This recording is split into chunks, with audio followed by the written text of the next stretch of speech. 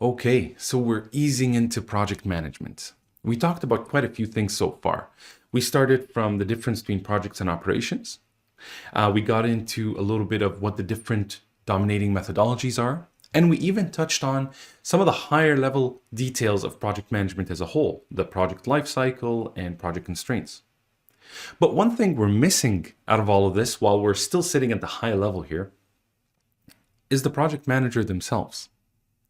Now, when you say project manager to someone, typically the first thing they'll think of is someone who hovers over a schedule trying to figure out how to make things run quicker, how to cut costs. In fact, there's a joke that I really like here.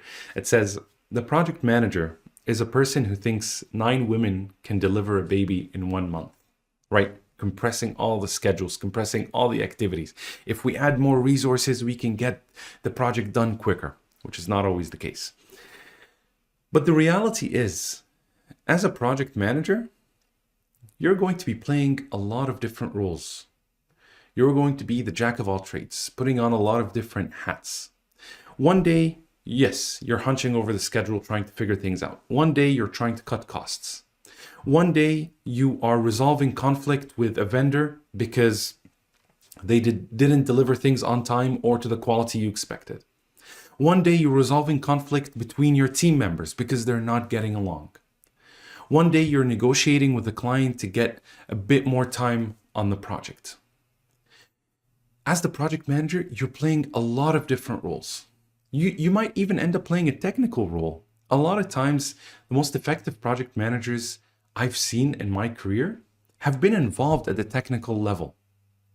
This is something that I like to do as well. Getting involved with the team, don't do their work for them, of course, but getting an understanding of what they're doing, getting involved at technical level. Hey, how does this work? So that when things are explained to you, you understand what's going on. You have a technical understanding of what's going on. You're going to be playing a lot of different roles as the project manager, and you need to be ready to be that kind of leader. You need to be ready to be a leader with good communication skills, good negotiation skills, good conflict resolution skills. This is the project manager. So keep that in the back of your mind as we go through the future lectures. Okay, we'll see you on the next one.